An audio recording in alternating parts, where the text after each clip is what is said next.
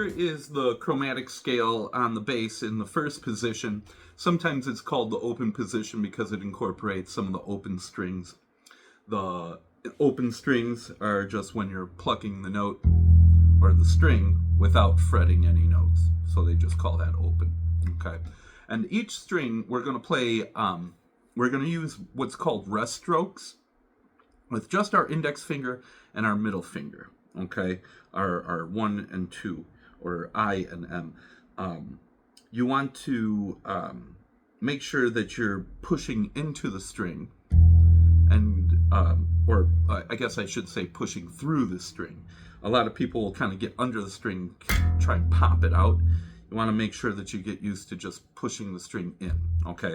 Another thing, remember, this is a 5-string bass, obviously. More traditional basses will have just a 4-string bass. So try not to let this 5th string kind of confuse you when you're looking at it here. But if you don't, if you're starting on the lowest string, obviously there's not a string before it, so there's nothing for your finger to kind of fall back onto, but you just want to kind of mimic the motion. Again, not getting under the string, but kind of more on top of the string, pushing the string into the guitar slightly. And then your finger just kind of rolls off. You want to make sure that you're alternating between your index and your middle. You can even try to just do it on each string, maybe 4 even times. And remember, the slower you play with evenness, the slower you play, the easier it's going to be to hear evenness,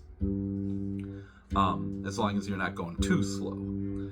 But you want to make sure that you're just doing this, just a little warm-up, making sure that you can, and it doesn't matter if you got strings sounding out at the same time or not. It's really about the motion that you're doing here. You want to make sure that you're not anchoring any fingers. You want this hand completely free.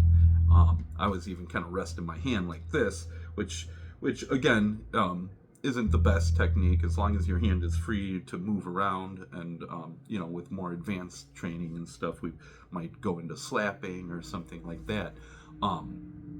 You just want this hand free. Just makes you more agile as a musician. But anyway, the chromatic exercise, you want to start on the lowest string, and again I have 5, so I'm going to start on the low E here. Most of us have the 4-string basses, just more common.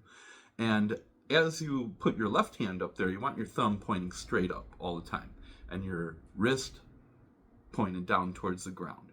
You want to try and make sure that your pinky is always above the fret. You want your pinky to be like your highest finger physically on the fretboard. If you kind of twist your hand like this, you can see that the pinky ends up being just, kind of, there's like a little angle here where the pinky is kind of like the highest, okay? And you want to keep your hand in that position. A lot of people will kind of alter their hand position as they go to higher notes or something.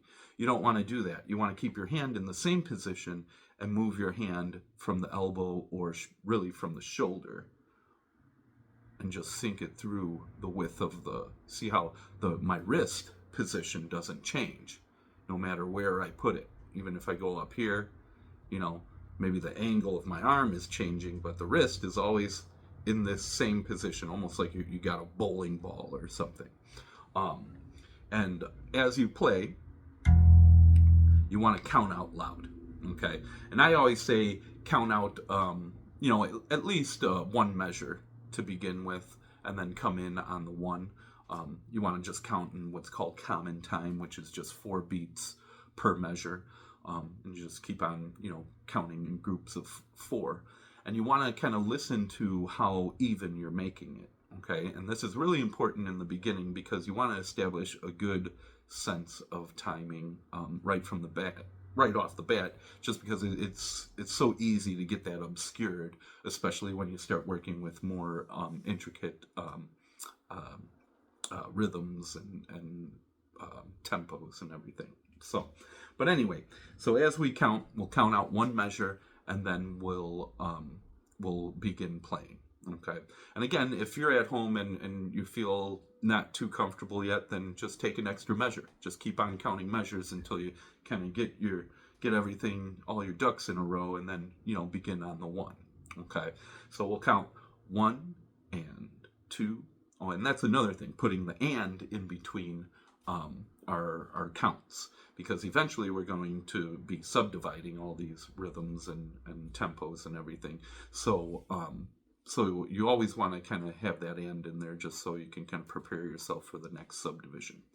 So we want 1 and 2 and 3 and 4 and 1 and 2 and 3 and 4 and 1. And if you're having trouble reaching all those, which you inevitably will if you're a beginner, you want to just do the best that you can. At first maybe you can only do one finger at a time and kind of have this habit of popping the fingers back up when you go to the next. That's fine in the beginning, as long as you know that your goal is to eventually train your hand to anchor all the fingers as you put them down. You might, after attempting it a few times, you might start to kind of stretch out your hand to where you can get 2 of the fingers down. And then when you go on to the next one, you might have to kind of lift the 1 just to give you a little more reach with that 3rd finger. And then lifting the 2 to give you a little more reach with that 4th finger. Okay? But it's really important that you kind of execute, try and reach this, where you can kind of at least anchor 2 fingers down at once. As you move on to the next, the previous pops up. Okay? So I'm gonna be anchoring all of them just because my hand is stretched out. My muscle memory is kind of used to it, and it's gonna seem like you'll never be able to kind of reach those stretches, but trust me, you will after doing the exercise a few times. Within the 3rd or 4th time that you go through it, I imagine you'll start feeling your hand a little more loosened up and being able to at least anchor 2 fingers at once. Okay. But we'll go through the exercise again, counting in a nice, steady, slow pace. 1 and 2 and 3 and 4 and 1 and 2 and 3 and 4 and 1 and 2 and 3 and 4 and 1 and 2 and 3 and 4 and 1 and 2 and 3 and 4 and 1 and 2 and 3 and 4 and 1. And when you get up to the top, the exercise isn't done yet. That's only half of it. When you get to the top, you want to anchor all your fingers and remove them one by one. And again, just do the best you can. If you can only anchor 1 or 2 fingers at first, that's perfectly normal. 3 and 4 and 1 and 2 and 3 and 4 and 1 and 2. And you notice my right hand, I'm just alternating from index and the middle. Especially when I transition from string to string, you want to make sure that you're keeping that sequence of your alternating. If your last note of one string is your middle finger, then the first note of your next string is going to be the index.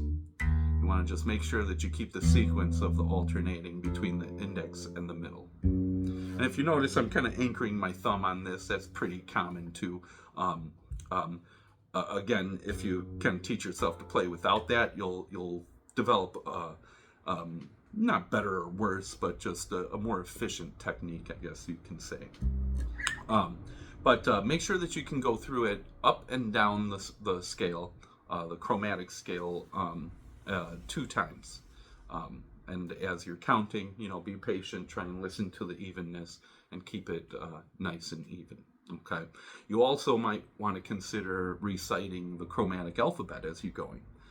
If this is E and F sharp and G sharp G and then G sharp and A and A sharp, and B, and C, and C sharp, and D, and D sharp, and E, and F. You still got the and in there to represent, you're subdividing the count and everything. But you're just, instead of saying the numbers, you're just voicing the names of the notes. And again, we're not trying to memorize all the notes. We're just trying to get an alphabetical awareness of it. So it's not necessarily memory, but if you know that this is C, then this is going to be B, and then B flat or A sharp, and then A, and so on. It's more of a spatial and alphabetical awareness rather than a memory of, okay, this note is here and that note's there. Okay, that will be muscle memory after we kind of get used to the positions. Again, it doesn't really matter what you name the notes. It's more about their location, both on the music staff and on the instrument itself. So it's more like you're reading or thinking about the distances between the notes, whether you're reading music or playing it on your instrument. So give that a try this week, and we can take it from there next time.